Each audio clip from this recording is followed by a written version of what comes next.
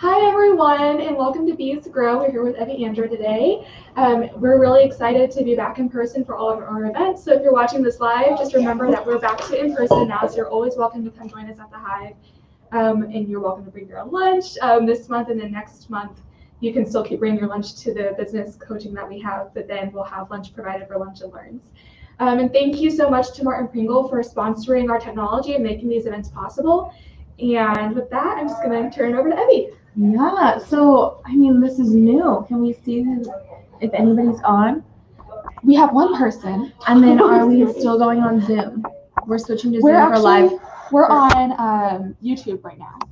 Yes. YouTube. Yes. It's like an unlisted video, but they have like the link to it. And then are we switching to Zoom for private time? Or are we coming in if they need coaching? I think they're coming in if they need Perfect. Okay. Just making sure that I have the right understanding of what we're doing. So I'm so excited to continue to see people in person. I missed it so much. And really what I wanted to talk about, I had a plan for a little bit of a lesson before we got started. And it was going to be, we've talked a little bit about setting up core values, and we've talked about thinking through your long-term vision for your business and how that really sets you up to grow your team. Those are things that are important to identify so that everybody's on the same page. They know what their purpose can be within your company.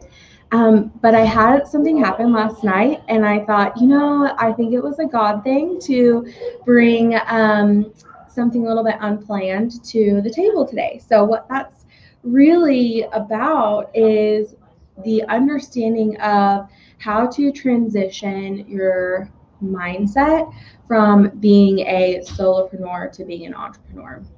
And I could give you a million examples of systems that you can put in place. And I could tell you all day long about things that you could do to really set your business up to have a great cohesive team.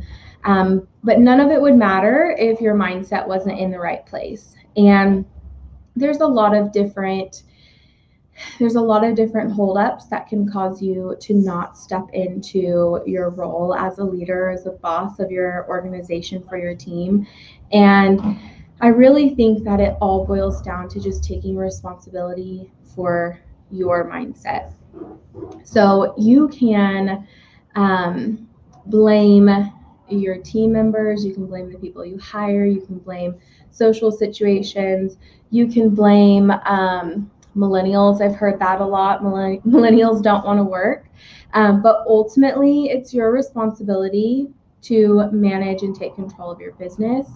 And if you're constantly blaming everything else around you, that's really going to hold you back from leading a high-level team. It's your responsibility. It doesn't mean that everything is your fault. You can have team members that weren't the right fit. You can have team members that didn't follow the standards, didn't do the things that you had outlined. But if you continue to allow it, you continue to keep people on your team that aren't in alignment with your values and your standards, then that's your responsibility. So really stepping into the job of your the mindset work that it takes to transition. So I wanted to share this example of what happened to me last night and why I felt called to talk about it today. So I own, if you guys don't know already, but I own a salon company here in town, and I have a team of 12 currently. And we have really, everything that I teach and coach to, I've been through a million times over, and that's really why I felt so called to coach others and to help them through the transition of really creating a solid leadership team around them and allowing business owners to have more freedom and to create legacy within their business. So it is, I really sit in a visionary seat in my company at this point. I'm there for our leadership team meetings and our overall team meetings, but most of the management of daily operations happens from my leadership team. So every once in a while, as a business owner, you've got to wear some weird hats sometimes. Now, I am not a techie person in the slightest, but I'm probably the most techie person in my team. So at Bespoke. So last night I had to put my tech hat on, and we have a voicemail answering system that when somebody calls our business, it is redirected to this voicemail answering system. And it's a great system. It allows, when it's transferred, the voicemail goes directly to an app that we can see wherever we are, and it actually texts our guests back and asks them if there's something that the bot can do for them. So it's a great system. Well, they called last night and said they had multiple people that didn't show up to appointments. And when they called these guests, they said that they had left voicemails. Well, we didn't have any voicemails. So obviously there was something going on. So in the midst of putting my kids to sleep, and it doesn't matter, again, how great the systems are that I have, like there's certain things that are still going to be my fix. So I went and grabbed my computer, doing some troubleshooting, trying to figure it out. And it took me about an hour to get it all settled and squared away. And by the end of that time frame, I had outlined an entire process of how to fix it if it happened again. And this is really what I mean when I say there's a mindset shift that goes from being a solopreneur to then going into entrepreneurship with a team and starting to lead a team. Everything that you do has to start being systemized. It goes from working in your business to working on your business. And that transition looks like, okay, I know that this situation is happening. If it happens again in the future, what's the solution? So I'm going from working in kind of doing busy work to thinking of a bigger picture. And so I was able to create a system from that. It's going to go and be saved into all of the other systems that somebody can get on and see how they need to fix something or manage something within our business. So really identifying that shift in that transition of looking at what's going to solve this right now and what's going to solve this right now and in the future, and creating those systems and plans around it. So that's one shift that you have to make. And another shift is being comfortable in asking for help and comfortable in relying on other people. I think that's really hard. I think it's really hard for women specifically. And it's something that I hear a lot of. And so really, I mean, we've got two here, and then anybody watching, like, I want to know, like, how do you guys feel asking for help from employees, or even just, I mean, our team members are not always employees. Sometimes it's our husband, sometimes it's our accountant. Those are all members of our teams within our business, even if it's contracted out. So I'd love to know, like, how do you guys feel asking for help? I forget to. Oh, I don't even think of it. I'm like, if something comes up, I'm like, oh, that's my responsibility. And I don't even think to ask someone else to help. I just assume I have to do it. What about you? You know, as women, I think it sometimes is really difficult for us to ask for help, because I think, as an entrepreneur, a solopreneur, we all are type A personalities, and we're like, oh, we can get this, we can do this, we're a Wonder Woman. But, it's so I think that's what kind of stops us from asking for help. Mm-hmm. Yeah. I agree. But we just have to remember that, by asking for help doesn't mean that you're less of or unworthy or, weak. But that just shows that, what, this may not be my strength. And, and others, that will encourage others to ask for help too. Well, and you can cultivate. Just hold your business back Absolutely. for the greater good if you Mhm. are not able to recognize if you're weak in a certain area. Right. I love the concept, and I've been hearing it so much lately, but just living in your zone of genius and identifying what you're really great at. And if anybody spends any significant amount of time with me, I'm obsessed with Denise Duffield Thomas. She wrote Get Rich Lucky Bitch and Chillpreneur, but in Chillpreneur, she has a section talking about, instead of trying to strengthen areas that you're not strong in, just take that energy, put it into what you're good at, and then outsource the rest of it. Absolutely. And I think there's, I've also heard Sarah Yost mention, there's certain things that you really do need to do within your business. And if it's something that's done regularly and you have the time to do it, or the skill set to do it, like understanding how that process works. And I would agree with that too. I think, especially financials, I think it's important to understand how the financials work and how you track your expenses, and kind of a basic understanding of your bookkeeping, so you can look at it and know if something's not being done correctly. But it is, at a certain point, it's like it would take me 2 hours probably to do what my accountant could do in 10 minutes. Right. So mitigating your weaknesses and identifying who's on your team, and really, I think we make it so much about us. Like, oh, I don't want to burden this person, or I'm not strong enough if I can't manage all of these. But what piece you're leaving out of all of those situations is your team members. And if they're strong in an area, oh my gosh, like, what about just empowering them to live in that? How great is that going to make them feel? What will that light a spark within them that will allow them to grow and show up just in their best self? So I think so often we put it all on us, but we're not really thinking of how that makes other people feel in the equation. And we make assumptions, right? We make assumptions that they're going to think certain things about us, right? Great example. There's been several situations where I have to check myself on that too, because I have Julie is my COO within my organization. She also joins me in my coaching business. She's an integrator through and through, detail oriented. So she takes all of my million ideas and figures out which ones are worth moving forward with and how to make it happen. And so grateful for her. But there have been times where, she'll be working and I'm like, I gotta go. Like, I'm burnt out. Or even the other day, I'm like, my energy, I just can't, like, I can't focus. And so I'll go home and take a nap, or I'll go home and do something. And in the past, I would have felt some kind of way about leaving her there working. But what Julie knows is that, like, my energy is important. And what's going to happen is I'm probably going to wake up from my nap. I'm going to go get my kids, spend time with them. And then at 9 o'clock, my brain's going to turn on.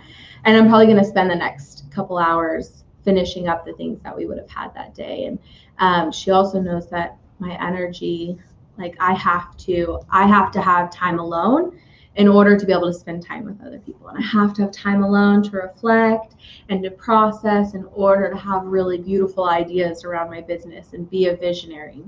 And so instead of stopping myself or not allowing myself the self-care that I need, because I would think that Julie would judge me, or if this person's going to judge me if I leave earlier than they do, really, I step back, I let her do her thing and her strengths, and oh my gosh, to see what that's allowed her to do. And her personal life has been amazing to watch and see.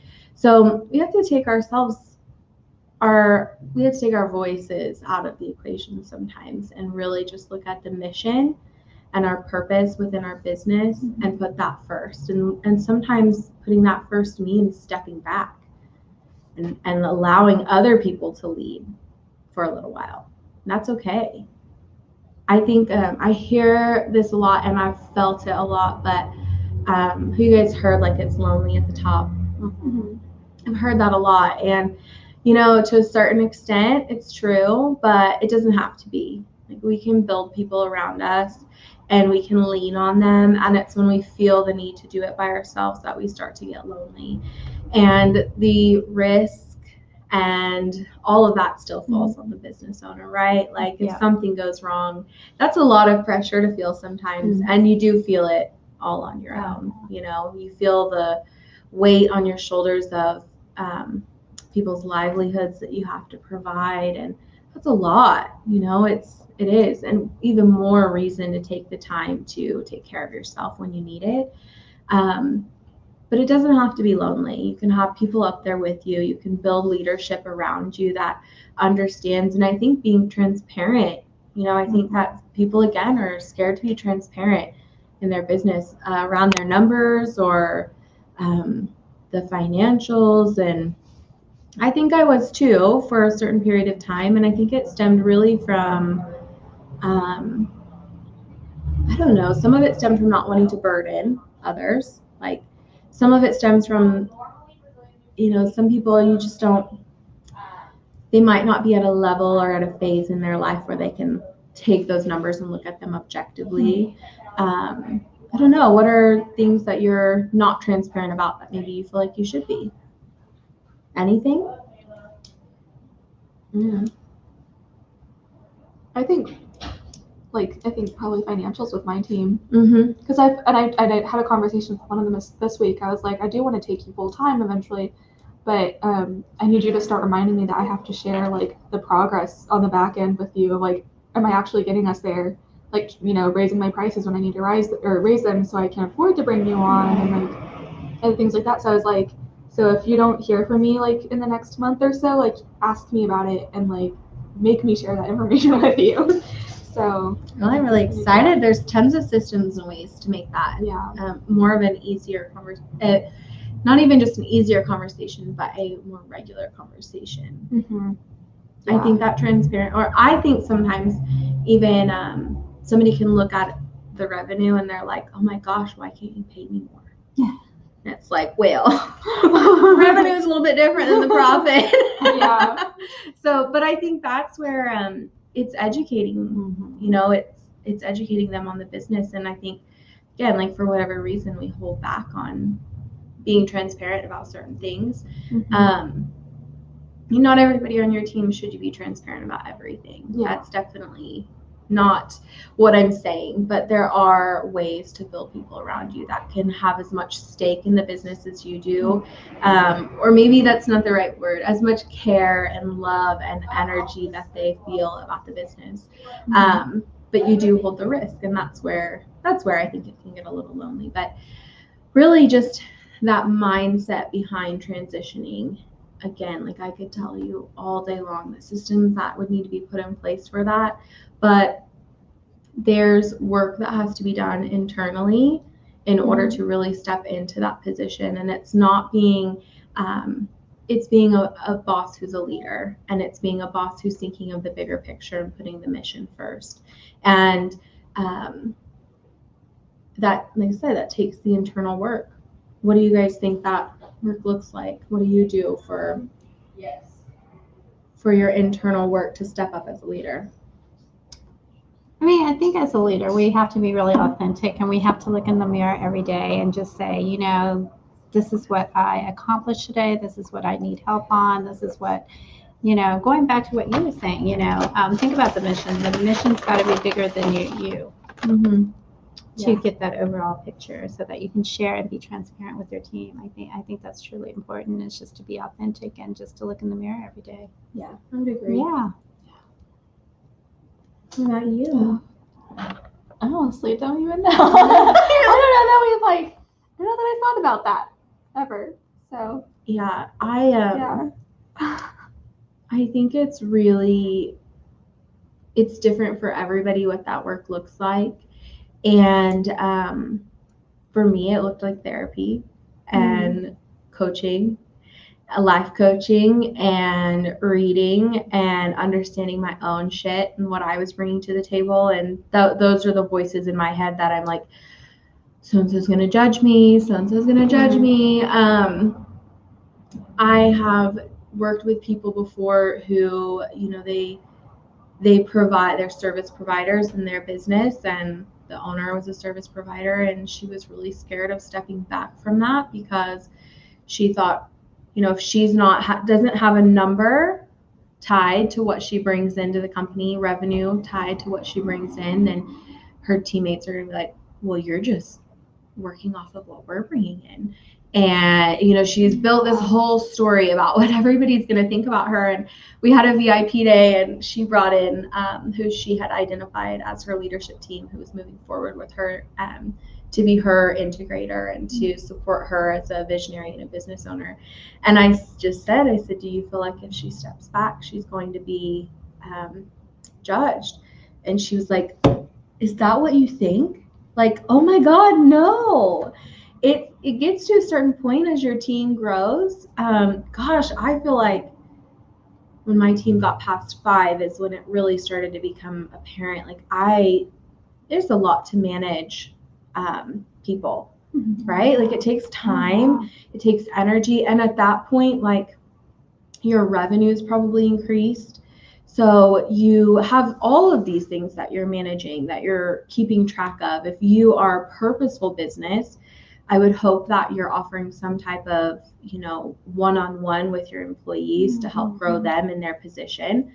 And if not, that's something that I love to help people do. But if you are, like, that takes a certain level of energy and time. And then you think of the time it takes to figure out the vision and to continue to think of all of the ideas that are going to grow and push your business forward. And, gosh, like if you set these big goals for your organization, like you have to have time to work through those, and you have to create a margin for creativity, and you have to create a margin for personal development.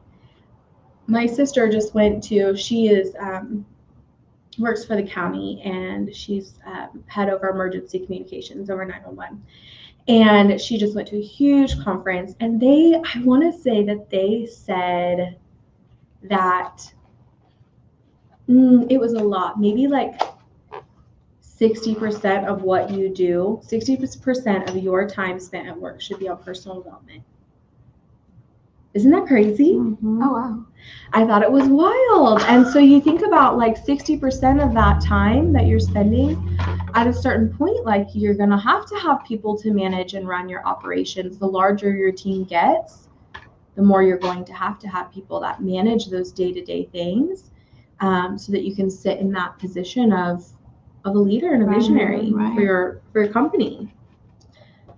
I think I read once with Jim Rohn. I think he said something about, to be successful in any type of business, you should invest in yourself and not just your business. The better you are, the more you grow, the more you understand yourself, the better you're going to be able to be a service to your business and to your team. And so, and I remember probably the most overlooked thing that we do. Absolutely, because business. We feel like, oh my gosh, if we take this time to read or whatever, we're not doing whatever we're supposed to be doing to, propel our business. But we often forget that we should, invest in ourselves, and that in turn will grow your business and your team. I think one of the things that I've really grounded myself in recently and have been really trying to continue to grow in is just trusting myself. And I had to try to identify, like, what makes me not trust myself.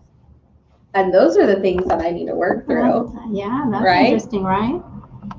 So I know what made me not trust myself really stemmed from a sense of not being worthy, or, that inner child that needs healed. And I think those are the things that hold us back, and probably the most painful thing to step into, working through. But those are the pieces that I mean when I say, like, that mindset shift. Like, we have to understand what's going to cause you to not see a situation for what it is in reality versus what our perception of it is, which has been skewed from our experiences. Yeah.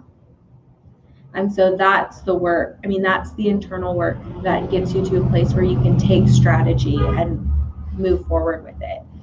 But if you're stuck in not being able to ask for help, or this has been one lately that I've noticed a lot, if you're stuck in thinking that you're so busy that you don't have time to step back and strategize, it's another one that people get caught up on. Right.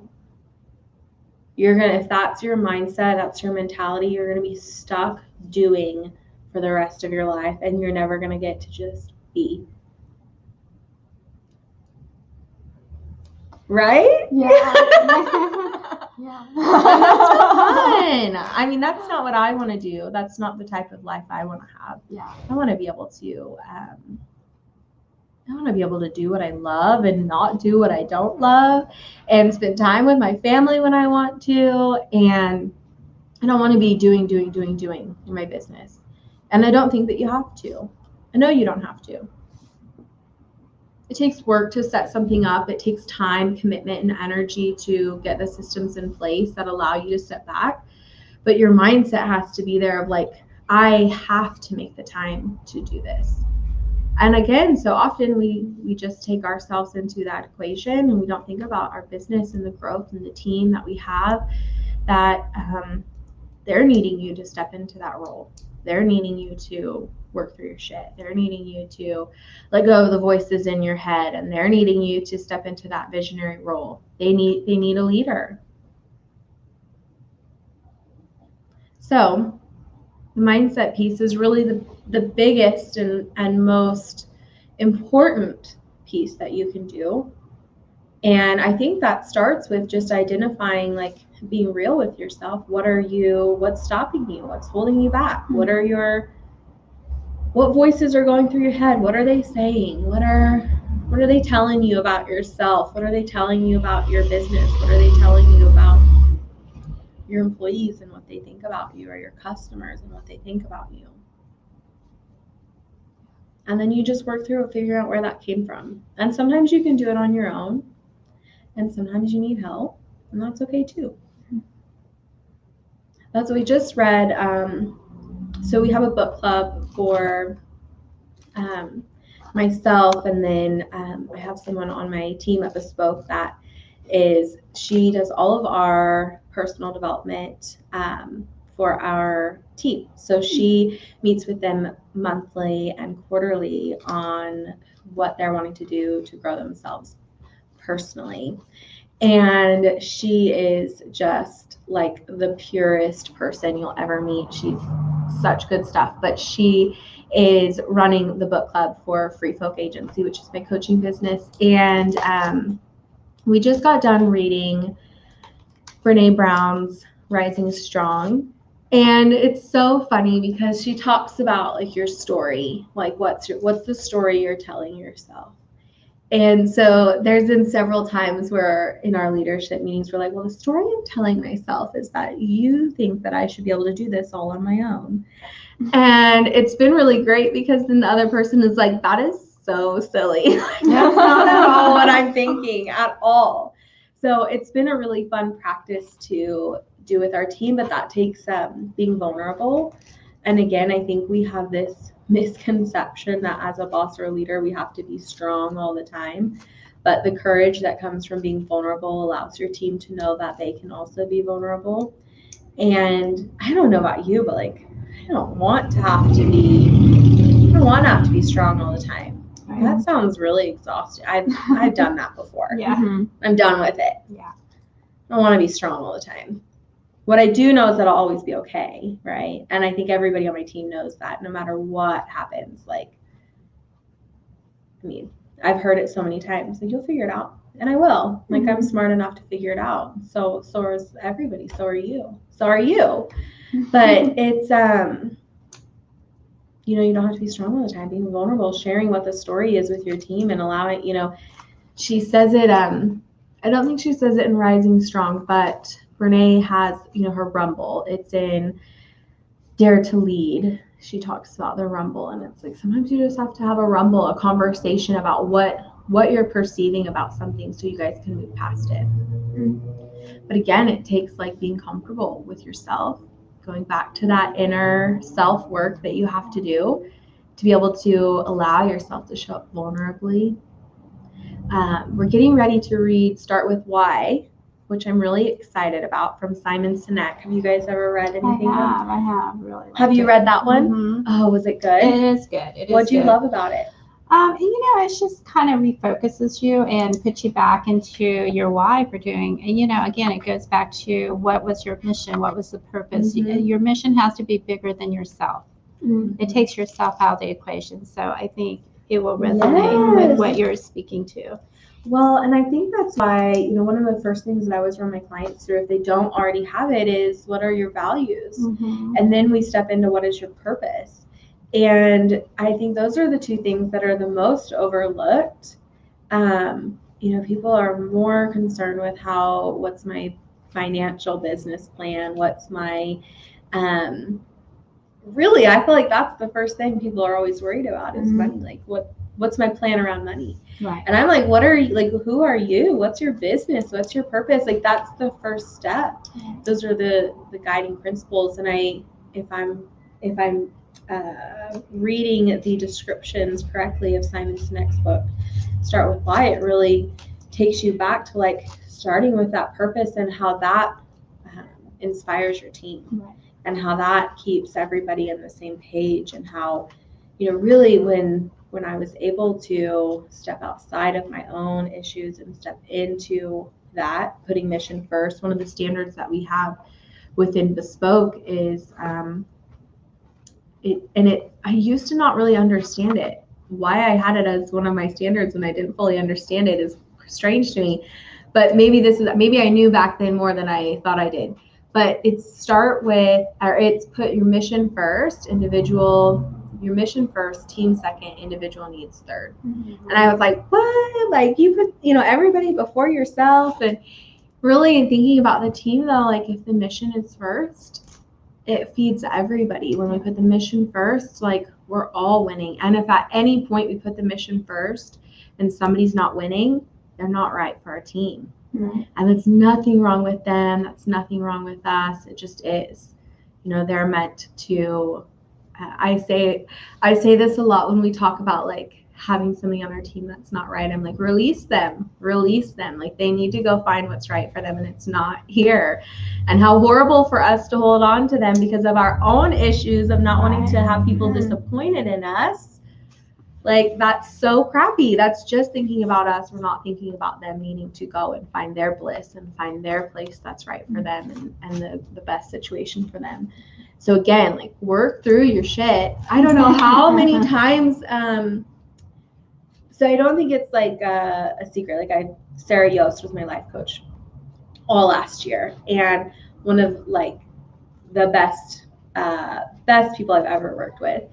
And I also did a ton of therapy last year. If we don't remember, it was 2020. So my business was closed down for 7 weeks. So you can only imagine all of the things that I was working through. But it brought up a ton of things. And one of that trusting myself, one of the things that has just made such a big pivot as I've really stepped into that personal work is, if I had somebody that I didn't think was right for my team, I would have to call my sister.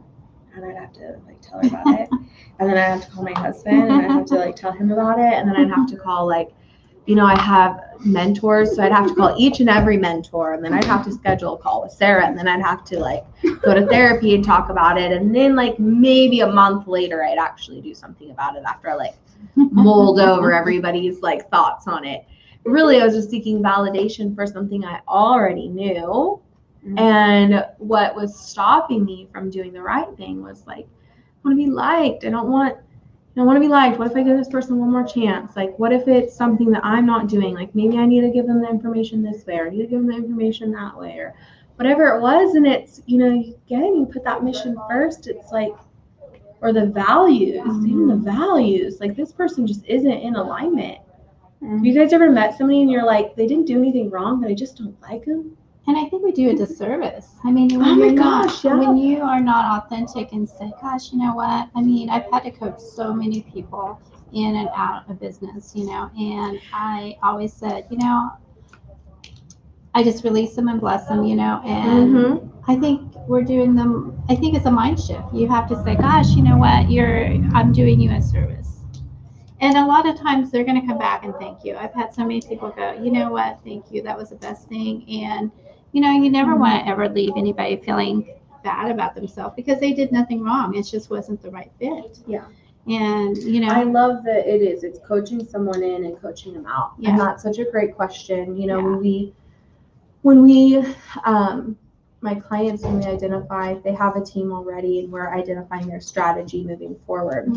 I have them identify all of their teammates beforehand and what their strengths and weaknesses are. And most of the time they're like, I love everybody on my team. They're so amazing. And then when we start figuring their values and we start figuring out the strategy and like where their business is going, I'll always come back and ask, like, are you going to get there? Like, where you want to be in a year, 3 years, 10 years, are you going to get there with the team you have right now? Right. And most of the time they're like, no. Like, I know. you know, and I think that's what transition of, you can love somebody to death and you can think they're so amazing and great and fabulous, and but they can still not be the right person for the role that they're in, and that's okay. But it's releasing them, blessing them. Go find your bliss, please. And help them. You know, I've always helped them navigate through those waters and find a better fit for them. That's you know, doing it through love and grace, absolutely. and it's not always going to be well perceived. No, but I think they will. I mean, I think if you come out of out of kindness and showing them this is for their good, you know, I mean, I think they will be very happy that you did it that way. Yeah. Again, like I would say, it's not always well perceived. Yeah. Maybe not at the moment. Maybe not at the moment. But, you know, in the future, give them 3 months and they'll be okay. It's stepping out of your fears around it, and just staying grounded in the mission and what's right. And again, like, take yourself out of the equation of like all of the stuff that's going around in your head, and just trust your decision. Absolutely. And who wouldn't want to get to a place where they didn't feel like they had to ask a million people what they should do to make a decision that you already know? Yeah. It's different when you don't have the data, but when you have the data in front of you and you know, like, just do it. Yeah. Trust yourself. But again, I think just all of this just goes back to grounding yourself in your personal development and your self-work and the things that allow you to trust yourself. And I think most people are struggling with that. Yeah.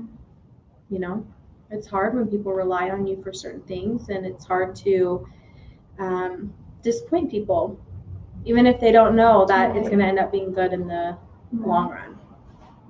Not everybody has that mentality of things happen for a reason. Right. So I think, again, it's why it is your responsibility to know your values and hire people in based off of values, and not whether you like them or you like the way they look or you like, you know, what they do in their free time or anything like that. It should really be fully based around the values and the role that you're hiring them in. And if you don't know those, and you don't know what position you're offering, and you don't have it clearly outlined, I think those are all pieces that you have to have before you start bringing people in. If you already have people in, that's why it's so important to step back and identify what needs to happen. And if you can't do that on your own, then there's so many people to help with that. Yeah. So that's what I had today. Last night I was like, this is a prime example of really transitioning into, like, not just trying to fix it now, but what are the ways that we fix it in the future. And I mean, it's once that transition happens and you start thinking like that, I mean, everything that I do is written down. Like, everything that I ever do in that job as a visionary of Bespoke, it's written down. Like, this is what I'm doing, this is how I'm doing it, and it's saved somewhere. And there's procedures created around everything, and that's going from thinking small to thinking big as this team grows. Right. You know, Julie might not always be in the position. Julie might step into my position at some point, and when she steps into that position, like, somebody's going to be stepping into her job, and they're going to need to know how to do X, Y, and Z. And how are we creating those systems now for the future? How are we creating them now when it's a little bit easier, a little bit more manageable to do it, versus getting bigger and then being like, shit, we don't have anything, we don't have any systems in place. Like, and I think too, it's so easy to, like, want that growth and want that growth and want that growth and, like, pushing for it. But what are ways that you can utilize maybe a slow season or a beginning season to set yourself up for that in the future? And again, it goes just from training your brain to think a little bit differently. Yeah. Awesome. Any comments in the group Not that we that need to I mention? see. That's cool. I think I'm looking at it right. But it's like, I would love to know, like, personal development wise, like, what are your guys' focuses on right now, if anything? I think I need to set some goals. That would be mine. Yeah. Let me think. I think, my gosh, I don't know. Let me see. I think going from a corporate America and transitioning into an entrepreneurship, I think, just the shifting of the mindset a little Yeah. bit. Yeah. What I don't even know what you do. I do introduced health. myself. I Okay. do health insurance. Yeah. Perfect. Okay. Yeah. So, and then do you have anyone on your team? No. Currently? So I'm just a In solo your- entrepreneur, but I do have colleagues. Yes. In your corporate position, did you lead anyone in that? Yes. Yeah. I led over 100 people. Yes. So it's just totally Yeah. different. You've got a lot of experience Yeah, with that. so it's totally different. And then now, I've always led myself, but the thing is, it's just a different mindset.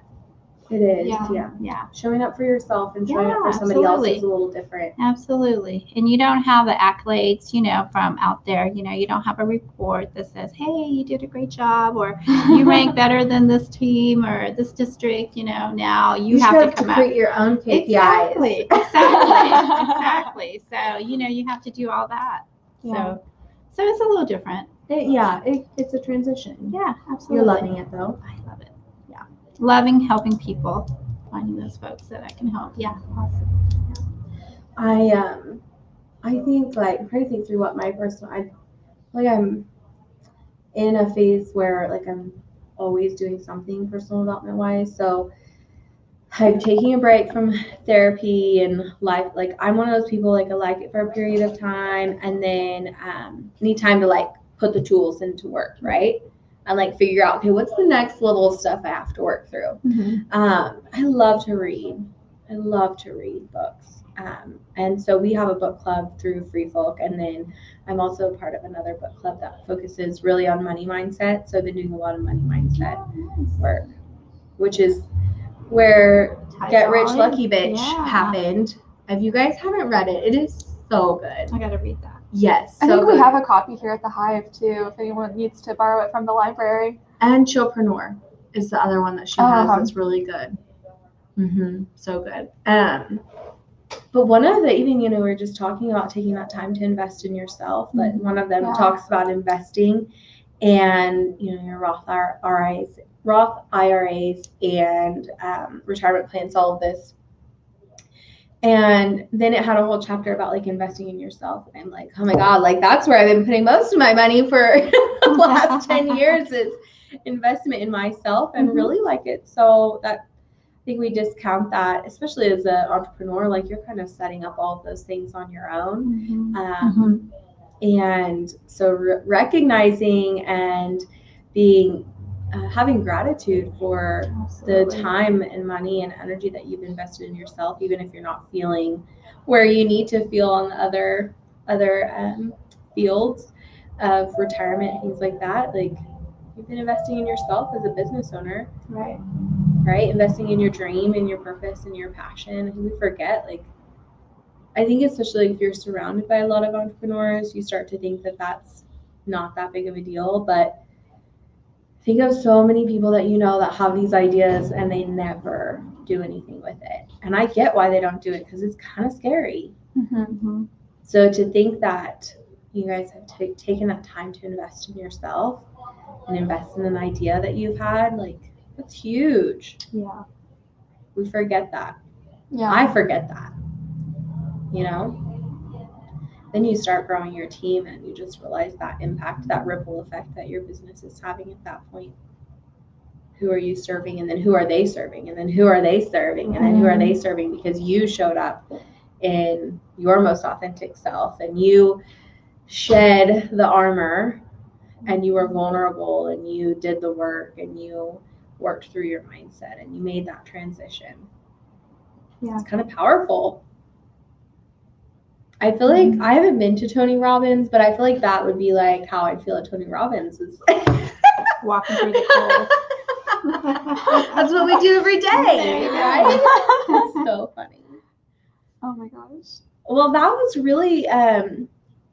really what I wanted to talk the most about today. It was just that personal development piece. And next month, Martin Pringle is going to be here on my Friday, and we're going to be talking about We're going to be talking about the difference between a W-2, like a 1099 or a contracted employee. I have a few questions that I'm sending to them, and they really are going to stem around like what is for a contracted employee, like what is it okay to do and what is it okay not to do. So there's a lot of differences there. For instance, it can be, the time frame that they work. Like you just don't have the same. You can't put the same stipulations on a 1099 employee that you can a W-2. You can't ask for the same things. You can't require certain things. So I'm really excited for them to share the differences between the two, especially because when you are in that transition from a solopreneur to an entrepreneur and you're kind of teetering on the edge of needing an employee, like having a VA that you contract out to might be the first step. And then from there, it might turn into having somebody in-house. But I'm really excited about that, to have them here.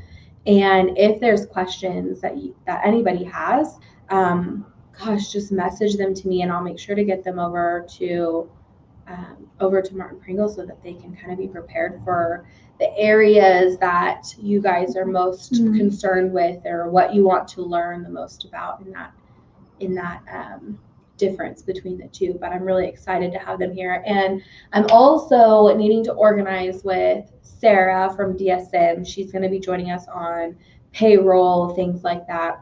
She's amazing. Love Sarah. So she's going to be helping me with helping you guys understand how that looks in that transition. That can be kind of scary to think about. Payroll and making sure that you're doing everything correctly, and taxes and all of that fun stuff. But it's way easier than anybody ever thinks it is, and there's some amazing systems out there that help with it, and then it's great to have somebody like Sarah in your back pocket to help with that as well. So she will be joining us at some point too. And then one of the biggest things that when I originally started this coaching series, I had kind of asked like what people were struggling with, and accountability was like how to hold people accountable was a big piece. And so we're going to be diving into that. We kind of have, again, to get through that foundational stuff, having your core values identified, and we have to know where your company is going, and we have to identify the seats that are needed to get it there and who needs to be in those seats.